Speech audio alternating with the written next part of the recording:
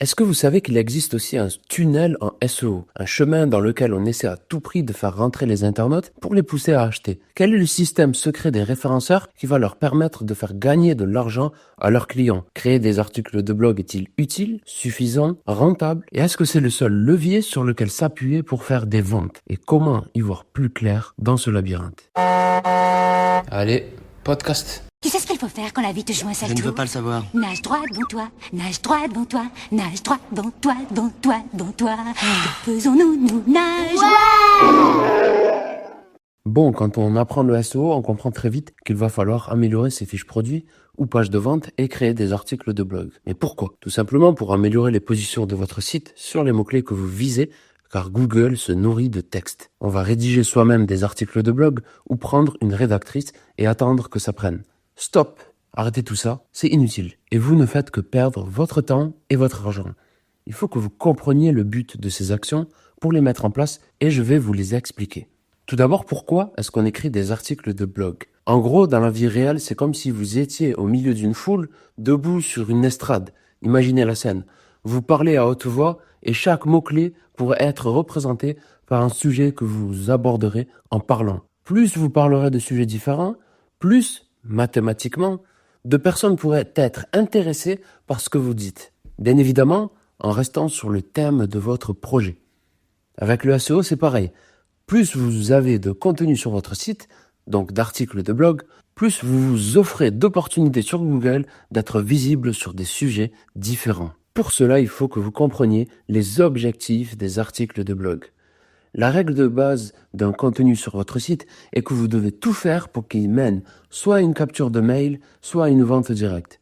Bien évidemment, vous n'allez pas capturer tous les emails de tous les internautes, mais votre travail, ça va être de faire le maximum pour en capturer le plus possible. Ceci étant dit, sachez que les articles de blog, en plus de vouloir capturer un email ou de faire une vente, doivent avoir un ou plusieurs des objectifs que je vais ici vous citer. Ça peut être par exemple de renforcer la crédibilité de votre site aux yeux de Google et des internautes. Pour ça, on va rédiger un article sur un sujet qui va plutôt être informatif.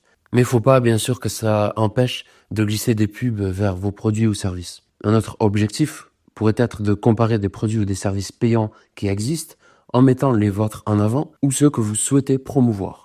Un autre exemple d'objectif, ça pourrait être de donner votre avis sur un produit ou service pour générer des ventes directes. Il y en a d'autres, des objectifs comme ça, mais vous avez compris l'idée.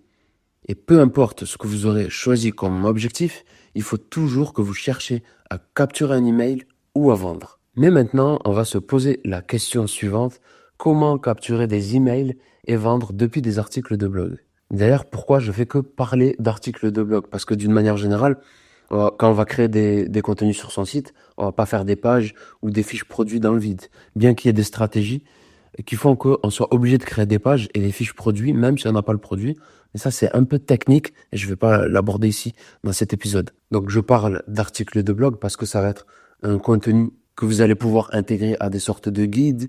Vous n'allez pas forcément non plus vous enfermer dans la boucle où c'est que vous allez présenter de manière chronologique vos blogs, ou plutôt vos articles de blog, dans une page blog seulement et ne plus en parler. Au contraire, il va falloir relier ces articles de blog sur vos réseaux sociaux, par mail, et de manière intemporelle. Donc déjà, oubliez la dimension chronologique où c'est que les articles de blog sont datés. D'ailleurs, est-ce qu'il faut laisser les dates sur les articles de blog? Ça dépend de la thématique, en fait, ça dépend de beaucoup de choses. Là, ça va être aussi un sujet qu'il va falloir que je traite à part. Bon, pas non plus dans un épisode de podcast complet, mais là, c'est pas non plus le sujet. Et donc, les articles de blog donnent une certaine flexibilité, notamment au niveau de WordPress.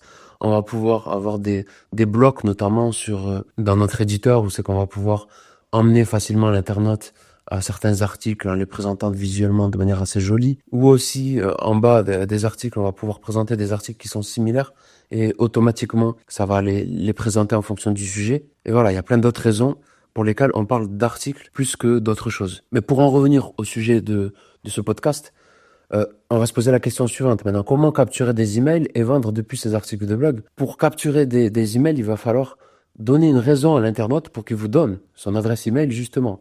On va, par exemple, lui donner une promo, proposer un séminaire ou un live gratuit. Donc, pour ça, il va falloir qu'il nous laisse son email pour qu'on le prévienne de la date, de l'heure, du sujet et qu'il ait le lien aussi pour pouvoir y cliquer. Ou on peut aussi proposer un e-book. Oui, ça fonctionne encore aussi en 2025 et c'est pas prêt de s'arrêter. En fait, c'est pas un problème de format, c'est peut-être le nom e-book qui fait un peu vieillot, mais ça fonctionne encore. Ça reste un PDF, une sorte de livre numérique. Donc, on va pouvoir proposer un e-book sur le problème le plus difficile à résoudre pour notre audience. Par exemple, si on propose de l'huile d'argan, ça va être comment réparer des cheveux qui cassent naturellement, comment redonner la brillance naturelle à ses cheveux naturellement, comment faire en sorte hydrater notre peau avec des produits 100% naturels, etc. En gros, vous allez chercher le plus gros problème de votre audience pour le résoudre et lui donner une ou plusieurs solutions gratuites en échange de son adresse email. Et pour cela, vous allez avoir besoin des outils suivants. Si vous voulez rédiger un e-book, vous allez le faire sur Google Docs et c'est gratuit. Pour créer vos visuels et vos couvertures d'e-book, vous allez le faire sur Canva qui est aussi gratuit en partie. Si vous voulez des visuels un peu plus poussés, vous allez le faire sur Midjourney. Allez voir sur ma chaîne YouTube, je propose des tutos sur ce sujet. Pour mettre des vidéos en ligne, pour par exemple des webinaires que vous aurez enregistrés à l'avance ou des formations vidéo, vous pouvez utiliser l'outil qui s'appelle Vimeo, V-I-M-E-O. Ensuite, pour afficher un pop-up sur votre site ou des encarts pour capturer les emails des internautes, sur WordPress, vous avez Forminator qui est gratuit ou encore Thrive Leads. Je vous mets tous les liens en description de ce podcast. Où c'est que vous allez, par contre, Thrive Leads, il me semble que c'est payant. Où c'est que vous allez pouvoir capturer les emails de vos visiteurs et ensuite les envoyer vers un autre outil. Oui, vous avez vu qu'à la base, c'est une sorte de labyrinthe, mais là, si vous avez pris des notes, vous allez comprendre que c'est assez facile. Ces emails vont être centralisés dans un autre outil qui s'appelle un logiciel d'emailing. Donc pour ça, le dernier outil que je vous présente, c'est GetResponse. Il va vous permettre en fait de centraliser tous les emails que vous allez collecter dans ce qu'on appelle des listes et ensuite leur envoyer des emails de manière périodique que je vais vous présenter tout de suite. Donc voilà, pour faire le récapitulatif. Pour rédiger un e-book, Google Docs, pour faire des visuels, Canva ou Midjourney pour des trucs plus poussés, pour uploader des vidéos, on a Vimeo, pour afficher un pop-up sur ton site, on a Forminator et Thrive pour WordPress, et pour le logiciel d'emailing, on a par exemple GetResponse. De manière générale, voilà, vous aurez besoin que de ces outils-là. Après, si vous n'êtes pas sur WordPress, mais sur d'autres CMS, n'hésitez pas à me le demander sur Instagram. Ensuite, l'idée, une fois qu'on a mis tout ça en place, c'est qu'on va envoyer deux éléments différents. Une newsletter qui va être périodique, donc chaque semaine ou chaque mois, et également des emails automatiques, ce qu'on appelle un auto-répondeur, qui s'envoie à une cadence qu'on aura choisie et qui seront rédigés à l'avance. Comme ça, on va encore plus pousser l'internaute à passer à l'achat petit à petit et de manière un peu plus réfléchie et différente qu'avec une newsletter. Mais enfin, c'est beau, les emails, les articles de blog, mais les réseaux sociaux dans tout ça, parce qu'aujourd'hui, ça fait partie du SEO. Les réseaux sociaux vont vous aider à montrer que vous êtes en vie, actif. Perso, quand je découvre un site, je vais toujours voir si il a des réseaux sociaux et je regarde s'il est actif. Si c'est pas le cas, en général, franchement, j'achète pas.